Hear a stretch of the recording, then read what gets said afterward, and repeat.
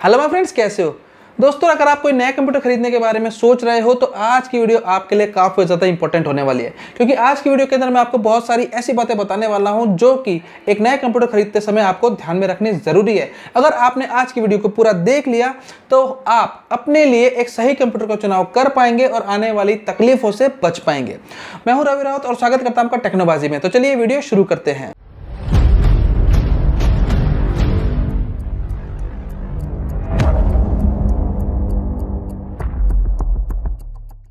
दोस्तों इस समय मार्केट के अंदर 10th जनरेशन और 11th जनरेशन के लिए मदरबोर्ड और प्रोसेसर्स अवेलेबल है, लेकिन इन दोनों के अंदर आपको कौन सा प्रोसेसर का चुनाव करना चाहिए और कौन से मदरबोर्ड का चुनाव करना चाहिए, आज की वीडियो देखने के बाद आपको सारे डाउट्स क्लियर हो जाएंगे। दोस्तों कंप्यूटर को तैयार करते समय सबसे मेन चीज होती है मदरबोर्ड, क्योंकि मदरबोर्ड एक ऐसा पार्ट होता है जिसके ऊपर बाकी के सारे कंपोनेंट इंस्टॉल किए जाते हैं, चाहे फिर वो प्रोसेसर हो, चाहे रैम हो, चाहे ग्राफिक कार्ड हो, चाहे M.2 NVMe SSD हो।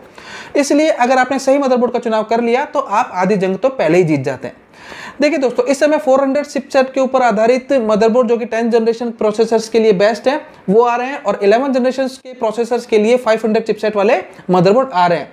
लेकिन 400 और 500 चिपसेट जो दोनों ही चिपसेट हैं वो LGA 1200 सॉकेट के ऊपर बेस्ड होते हैं, जिसके ऊपर आप 10th जनरेशन और 11th जनरेशन दोनों ही प्रकार के प्रोसेसर लगा सकते हैं। यानी कि जो 10th जनरेशन यानी कि 400 चिपसेट के मदरबोर्ड अवेलेबल है उनके अंदर अगर आप बायोस अपडेट कर लेते हैं तो आप 11th जनरेशन के प्रोसेसर भी उसमें लगा सकते हैं। अगर आप 500 चिपसेट यानी कि 11th जनरेशन सपोर्टेड मदरबोर्ड ले रहे हैं तो उसके अंदर भी LGA 1200 सॉकेट वाला पिन मिलता है, जिसके अंदर आप 10th जनरेशन और 11th जनरेशन के प्रोसेसर लगा सकते हैं। तो दोस्तों ये जो अभी आपके सामने मदरबोर्ड है ये 11th जनरेशन सपोर्टेड मदरबोर्ड है, जो कि MSI का है, जिसके अंदर आपको B560M मोटर वाईफाई चिपसेट देखने को मिल जाता है। इसके अंदर इनबिल्ट वाईफाई भी है, ब्लूटूथ भी है, और ये 11th जनरेशन और 10th जनरेशन दोनों तरह के प्रोसेसर को सपोर्ट करता है। लेकिन अगर आप इसमें 11th जनरेशन का प्रोसेसर लगाते हैं तो कोई दिक्कत नहीं है, लेकिन अगर आप 10th जनरेशन का प्रोसेसर लगा रहे हैं तो आपको क्या क्या परेशानियों का सामना करना पड़ सकता है इस वीडियो के अंदर मैं आपको बताता हूँ। तो चलिए सबसे पहले मैं इसे ओपन कर लेता हूँ।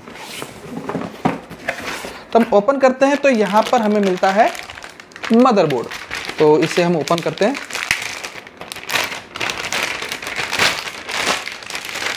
काफ़ी ज़्यादा वजन है दोस्तों इसका, अगर आप देखेंगे ना तो तकरीबन 1.5 किलो के आसपास इसके अंदर वजन हो सकता है।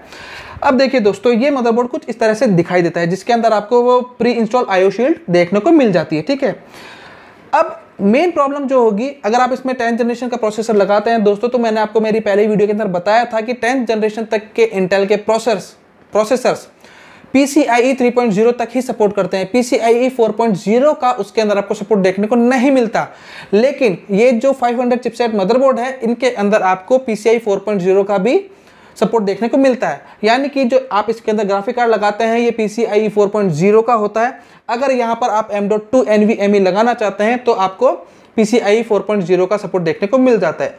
लेकिन अब प्रॉब्लम कहाँ है? प्रॉब्लम आ जाती है अगर आप 10th जनरेशन के इंटेल प्रोसेसर का यूज़ करते हैं, क्योंकि 10th जनरेशन के इंटेल प्रोसेसर्स PCIe 4.0 को सपोर्ट नहीं करता है। तो ऐसे में अगर आप कोई भी इंटेल का 10th जनरेशन का प्रोसेसर इसमें लगाते हैं तो आपको क्या क्या परेशानियां उठानी पड़ सकती है वो मैं आपको बता देता हूं। अब देखिए दोस्तों, इसका जो प्राइमरी ग्राफिक कार्ड वाला स्लॉट है PCIe 16S, PCIe 4 16X का जो ग्राफिक कार्ड का स्लॉट है ये 10th जनरेशन के प्रोसेसर्स के द्वारा सपोर्ट नहीं किया जाता है। इसलिए अगर आप 10th जनरेशन के प्रोसेसर के साथ में ग्राफिक कार्ड इस वाले स्लॉट में लगाएंगे तो डिस्प्ले नहीं आएगा। दूसरी मेजर प्रॉब्लम क्या हो गई, इसका जो ऊपर वाला M.2 का स्लॉट है दोस्तों, ये भी PCIe 4.0 के ऊपर बेस्ड है। अगर आप इसके ऊपर कोई M.2 NVMe लगाते हैं तो वो भी डिटेक्ट नहीं होगी, क्योंकि प्रोसेसर कैपेबल नहीं है कि वो PCIe 4.0 के किसी भी डिवाइस को डिटेक्ट कर सके। इसके लिए आपको इसके जो नीचे वाला ऑप्शन है जहां पर आपको PCIe 3.0 M.2 का स्लॉट दिया गया है, आपको इसी पर लगाना होगा M.2, और जो नीचे वाला ग्राफिक कार्ड का स्लॉट दिया हुआ है ये PCIe 3.0 16X का स्लॉट है।